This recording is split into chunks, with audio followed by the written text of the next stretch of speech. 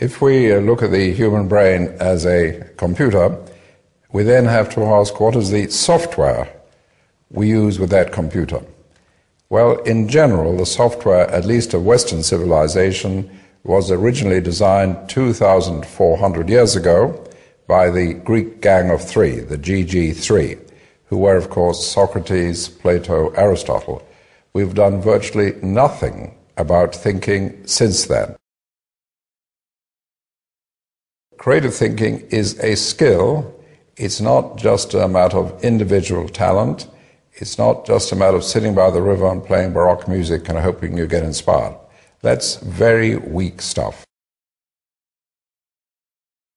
2,000 years ago, China was way ahead of the West in science and technology. They had rockets and gunpowder and such things. What happened? What happened, the scholars in China started to believe that you could move from certainty to certainty, and as a result, they never developed the possibilities system, never developed hypothesis, speculation, imagination. Progress came to a dead end.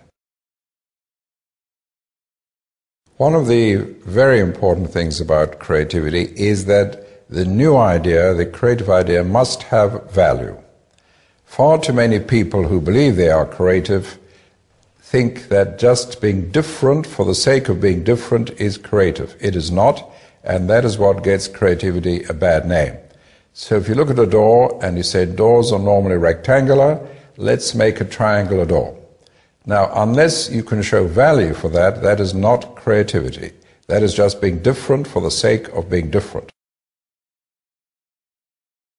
Now, one of the reasons people are reluctant to be creative in general is that if you try out an idea and it doesn't work, that is regarded as a mistake. Now, a big deficiency in language, certainly in the English language, is we don't have a word which says fully justified venture, which for reasons beyond your control did not succeed. So anything which did not succeed is called a mistake, and people don't like mistakes because that stands in the way of their promotion and their career. Provocation is one of the methods of lateral thinking, one of the tools of lateral thinking.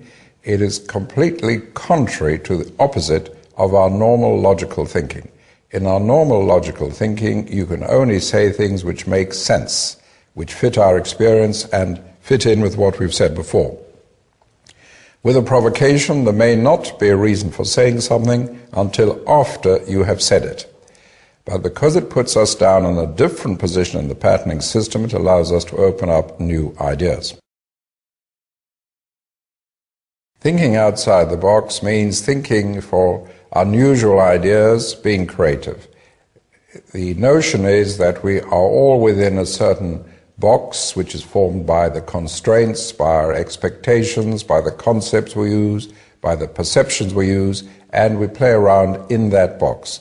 So thinking outside the box means escaping from, breaking out of the box to change concepts, change perceptions, change constraints, change rules, and develop new ideas. It means developing an idea which would not have been expected in our usual behavior, in our usual thinking. So it's just another term for creative thinking, unusual thinking, or lateral thinking. I prefer the term lateral thinking because that is very specifically defined in system terms, which means moving across from the main pattern to a side pattern, which once you're there, in hindsight, you can link up with your starting point. But thinking outside the box is the general term, meaning unusual ideas, ideas which would not have arisen within the box of your usual thinking.